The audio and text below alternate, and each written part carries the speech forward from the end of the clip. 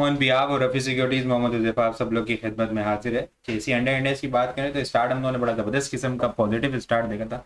Index को upside की तरफ 1,18,370 के करीब 367 का आज का हाई हम लोगों ने देखने को मिला, लेकिन इंडेक्स जो है वो 1,18,000 को मेंटेन नहीं कर पाया और फिर वहाँ से जो है वो हमें प्रॉफिट टेकिंग आते हुए देखने को मिली और आज का लो हम लोगों ने 1,16,857 के लेवल के ऊपर देखने को मिला। बुल थोड़े से रीबाउंड हुए, वहाँ से क्लोजिंग जो है वो पॉजिटिव क्लोजिंग हुई है।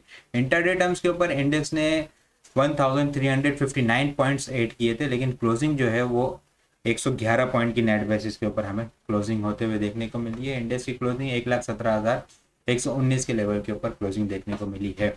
वॉल्यूम लीडर की अगर बात की जाए तो एफएफएल, डब्ल्यूटीएल, टेली, सैनर्जी और बीओपी ये वॉल्यूम लीडर की लिस्ट के अंदर शामिल है। टॉप पॉइंट्स कंट्रीब्यूटर की बात करें, ईफट ने आज बड़ा जबरदस्त किस्म का ब्रेकआउट दिया और विद वॉल्यूम ब्रेकआउट, इसको आगे डिटेल में डिस्कस करते हैं। एक कंसोलिडेशन रेंज के अंदर काफी टाइम से स्टक हुआ था और जो कंसोलिडेशन के बाद ब्रेकआउट हुआ है बड़े जबरदस्त किस्म की इसके अंदर मूव भी नजर आ रही है, उसको आगे डिस्कस करते हैं। एंग्रो जबरदस्त किस्म की मूव बना रहा है, 236 पॉइंट एंग्रो ने ऐड किए हैं, ईफट ने 238 point, Millat tractor 183 point, Dawood Hercules 65, HBL 56, HMB 55, PSX 47, Meezan bank 30 point, PSEL 27 point, सेल पाकिस्तान सुबह जबरदस्त किस्म की मूव बनी लेकिन प्रॉफिट टेकिंग आई, लैंड में दोबारा से रीबाउंड हुआ, 25 पॉइंट इसने ऐड किए हैं। BHEL 14 point, lucky 13 point add करते हुए नजर आए। लूजर साइड के ऊपर ऑयल सेक्टर थोड़ा सा प्रेशर में हमें देखने को मिला आज।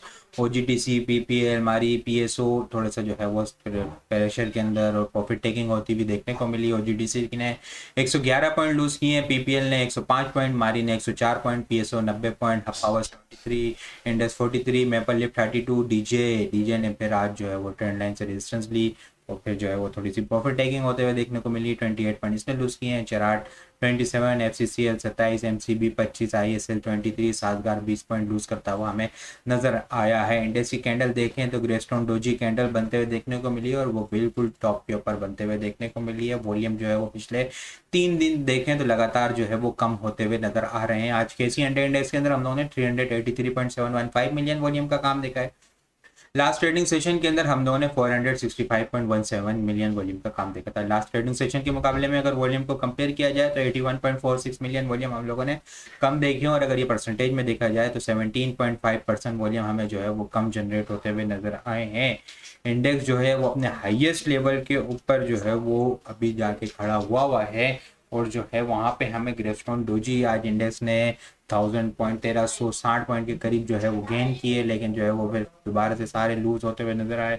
एक वक्त में इंडेक्स नेगेटिव भी जाता हुआ देखने को मिला है। कोशिश की है इंडेक्स ने आज दोबारा से कि 1,17,000 को मेंटेन करने की पूरी कोशिश की है। कल देखना होगा आज की जो ग्रेस्टोन डोजी की कैंडल फॉर्मेशन, कल का सेशन जो है वो मोस्ट इंपॉर्टेंट सेशन है और कल फ्राइडे भी है, वीकली क्लोजिंग भी है, तो ये देखना है कि कल जो है वो इंडेक्स किस तरीके से मूव लेता है।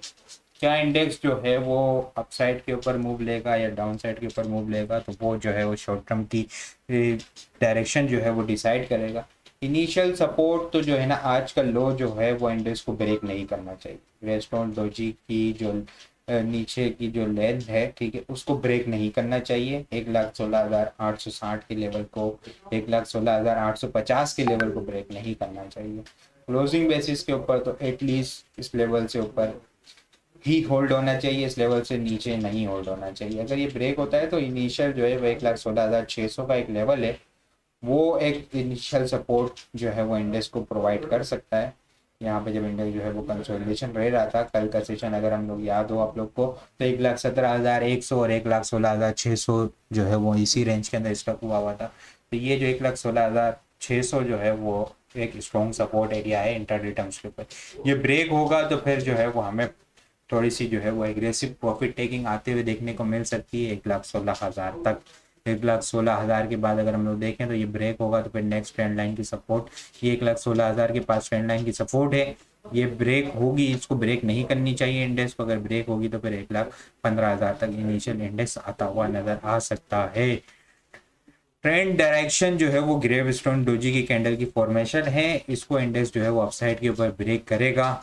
यहाँ पे अपसाइड के ऊपर इसको ब्रेक कर देता है, होल्ड हो जाता है, तो फिर हमें जो है वो इंडेक्स 1,20,000 और 1,21,000 चैनल के टॉप तक जाता हुआ देखने को मिल सकता है। तो डायरेक्शन जो है वो फिलहाल अभी क्लियर नहीं है, तो सुबह जो है वो स्ट्रिक्ट स्टॉप लॉस के साथ काम करना है और लिमिटेड क्वांटिटी के साथ। जब चीज़ें फेवर के अंदर जा रही हो और फिर जो है उसके में क्वांटिटी को इंक्रीज़ करें, ठीक है, और स्टेप बाय स्टेप चीज़ों को इंक्रीज़ करें, ठीक है। लेकिन इन केस अगर इंडेक्स के अंदर प्रेशर हो तो स्टॉप लॉस आप लोगों ने लाजमी लगाना है। याद रहे इंडेक्स जो है वो अपने हाईएस्ट लेवल के ऊपर है, यहाँ पे थोड़ा सा एहतियात से काम करना है। ग्रेपस्टोन डोजी कैंडल जो है वो इसी बात की निशानदेही कर रही है कि आपने अब थोड़ा सा एहतियात करना है इस लेवल के ऊपर।